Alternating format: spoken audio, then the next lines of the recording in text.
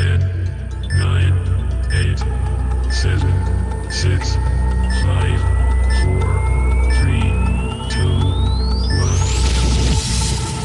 Desde los primeros gobernantes como fue Rurik y Oleg, que darán paso a lo que se llama la dinastía rúrica y va a ser la primera gran dinastía que no solo gobernará a los eslavos del este, es decir, a los que se volverían los rusos, sino que cimentarían las bases de lo que sería en un futuro ya Rusia. Esta dinastía pasó por muchas vicisitudes, en varias ocasiones estuvo a punto de desaparecer, pero siempre lograron reponerse hasta el último momento en el cual ya vamos a ver la historia de cómo acaba precisamente esta dinastía. Esta dinastía, la dinastía rúrica, tienen que saber que no son eslavos. Rurik, sus hijos, Rurik, Oleg y todos los demás descendientes, no eran eslavos, que son la base de los rusos, sino eran vikingos,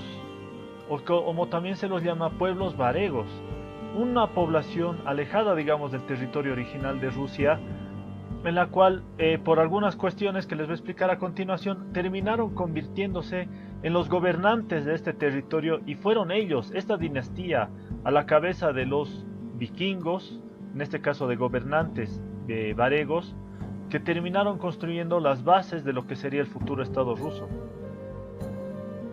Como se acordarán desde la anterior vez, vimos cómo los eslavos del este, los que se volverían los rusos, habitaban todos estos territorios sin tener precisamente una organización fuerte. No había grandes estados, sino habían aparecido un montón de ciudades pequeñas. Alrededor los habitantes se reunían, pero que tenían constantes peleas entre ellos. Fue en esos momentos, en el siglo IX, que empezaron a llegar los varegos, no solo en plan de investigar, como lo han hecho, se dice, los restos arqueológicos comentan de que habían llegado antes de este siglo, del siglo IX, varegos a investigar, a revisar, sino que los varegos ya en este periodo habían venido con afanes de conquistar y de saquear estos territorios. Estos varegos que llegaron a lo largo del mar aprovecharon su gran tecnología para entrar a través de los ríos, porque al final los varegos son sobre todo grandes navegantes, que aprovecharon todos los ríos y lagos para llegar a la mayor parte de los territorios que manejaban los eslavos. Lograron aprovechar toda esta línea para fundar pequeños reinos, pequeños territorios, a medida que iban conquistando a los eslavos, y se aprovechaban de todas estas rutas para incluso llegar a su objetivo más importante, que era Constantinopla. Los eslavos, a su vez, muy divididos por pequeños reinos y muy divididos por peleas internas que tenían como entre clanes, no pudieron detener la llegada de los varegos, y por eso que todo el territorio que en aquel momento estaba dominado por los eslavos fue conquistado y dominado por múltiples familias varegas, que llegaban a un territorio, establecían el poder y las cabezas, y ellos se quedaban como cabezas de todo ese pequeño territorio. Y es desde este momento que a todo este territorio dominado por los varegos se empezó a llamar Rus, territorio de los Rus, porque se decía que en la lengua eslávica antigua,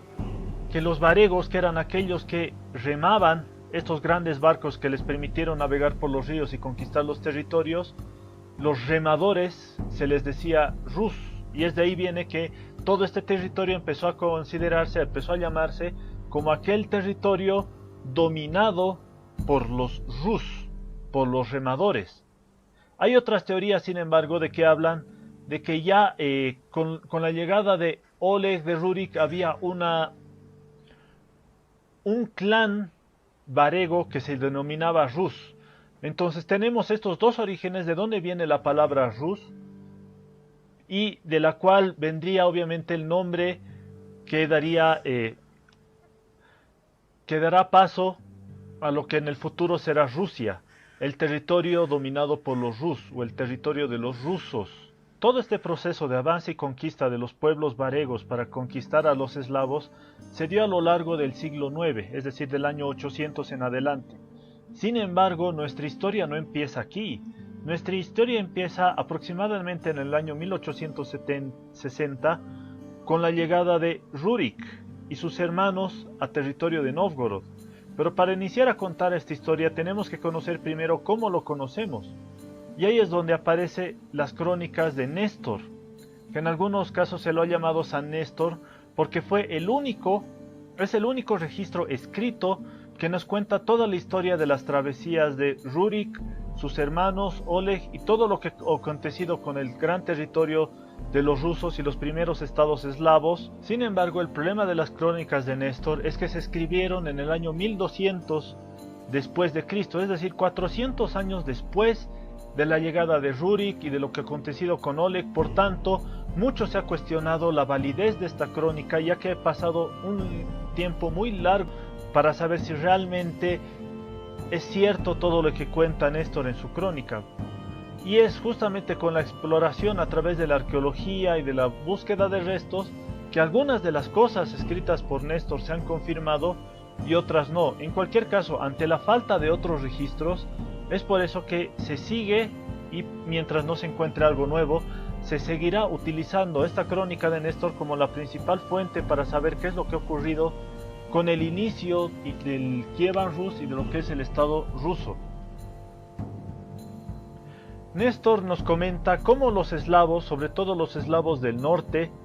se enfrentaron a sus antiguos amos varegos, se enfrentaron, los expulsaron. Sin embargo, los eslavos, en vez de unirse y establecer un estado propio, empezaron a pelearse entre clanes y empezó a cundir el caos y la anarquía. Es por eso que ellos decidieron acudir nuevamente a los varegos, y en este caso una familia varega que algunos lo denominan como Rus, que pidieron que traigan un príncipe para que los gobierne. Y de esa forma vinieron tres. Vino Rurik y sus hermanos, Sienus y Truvor. Estos tres hermanos llegaron a los territorios cedidos por los eslavos y empezaron a gobernar. Sin embargo, tanto Sienus como Truvor murieron pocos años después de iniciar su reinado y permitieron que Rurik se haga cargo de todo ese territorio. Y es Rurik con el que primero con el que da el nombre a la famosa dinastía rúrica, con el que empieza ya la historia del Estado ruso. Rurik no solo agarró y empezó a gobernar sobre los eslavos, sino que en el año 864 después de Cristo decidió ir al lado del río Volkhov y construir una fortaleza que posteriormente se llamaría la nueva ciudad, Novgorod, que significa nueva ciudad.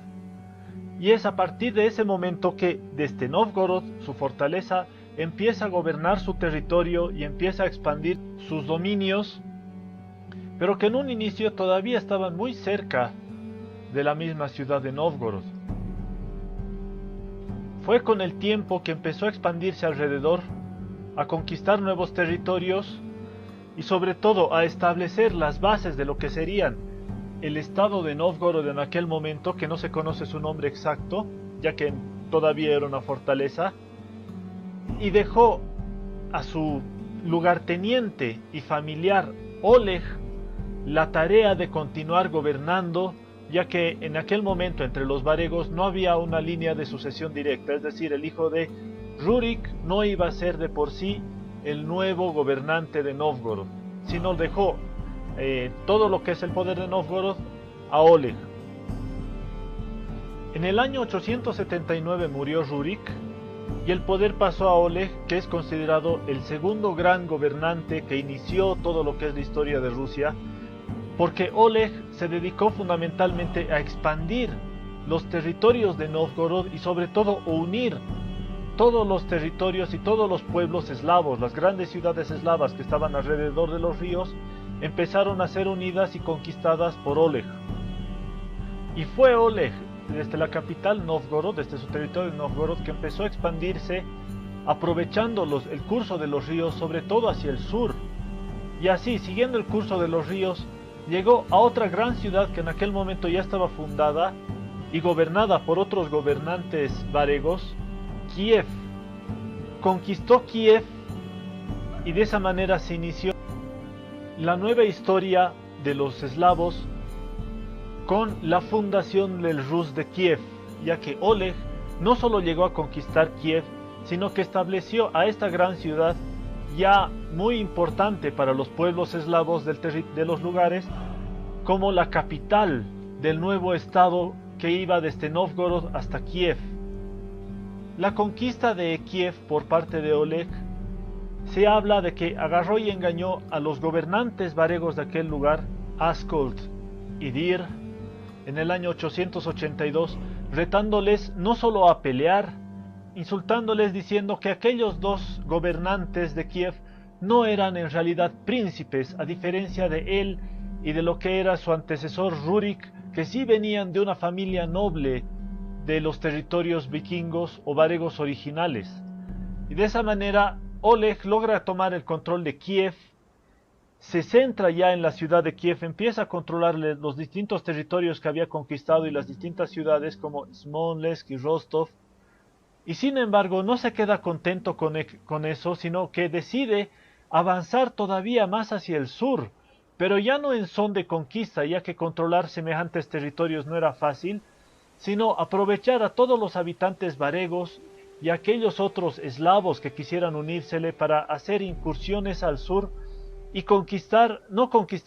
saquear nuevos territorios y sobre todo saquear a la gran joya de la corona, la ciudad de Constantinopla.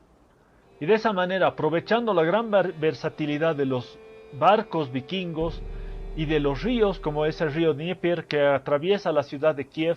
aprovechando sus nuevos territorios, es que bajó por el sur Oleg y atacó en el año 907 la ciudad de Constantinopla. Este ataque a Constantinopla, de hecho, fue muy positivo para Oleg porque permitió establecer contactos con el Imperio Bizantino, contactos comerciales que en un futuro serían decisivos para la constitución del Estado ruso, y en este caso todavía del Rus de Kiev. Este ataque a Constantinopla no supuso la conquista de la ciudad, ya que prácticamente era casi imposible conquistarla con unos pocos soldados a la ciudad más importante y más grande del mundo, pero permitió que se establezcan estos lazos que le dejaron a Oleg entrar en la ciudad y establecer una alianza con Constantinopla que duró de muchos siglos. Así que a partir de ese momento, los varegos no solo tendrían acceso libre a todo lo que es el comercio con Bizancio, sino que un grupo de ellos, los descendientes de estos varegos, irían hasta la ciudad y se convertirían en la guardia personal del emperador bizantino,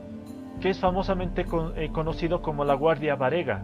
Y para sellar este nuevo pacto, Oleg, ya en el interior de la ciudad, fue a la puerta por donde entró y clavó su escudo al lado de la puerta para sellar esta alianza, de esta manera para que en Bizancio supieran de que los eslavos, los rusos del Kievan Rus, eran sus aliados y podían entrar. Y de esa manera Oleg gobierna hasta el año 912, cuando fue traicionado por sus súbditos por haber expandido demasiado sus territorios y por ser demasiado represivo con ellos. De esa manera, a la muerte de Oleg viene su esposa, Olga, que también se va a convertir en una figura mítica, pero esa historia, la historia de Olga y de las siguientes gobernantes, lo vamos a dejar para la próxima ocasión, ya que ahí es donde empieza la historia de Rusia relacionada a la religión ortodoxa y la influencia de Bizancio que Oleg fue el primero en establecer. Y de esa manera acabamos el video de hoy, queridos estudiantes, ya con el Estado ruso conformado, el Kievan Rus, o en este caso el Rus de Kiev, sobre el cual se establecerá el futuro Estado ruso, aunque todavía va a tener que vivir muchas vicisitudes y sobre todo enfrentarse a una multitud de enemigos antes de expandirse y antes de convertirse en Rusia. Muy bien, entonces con esto les dejo, nos vemos hasta la próxima.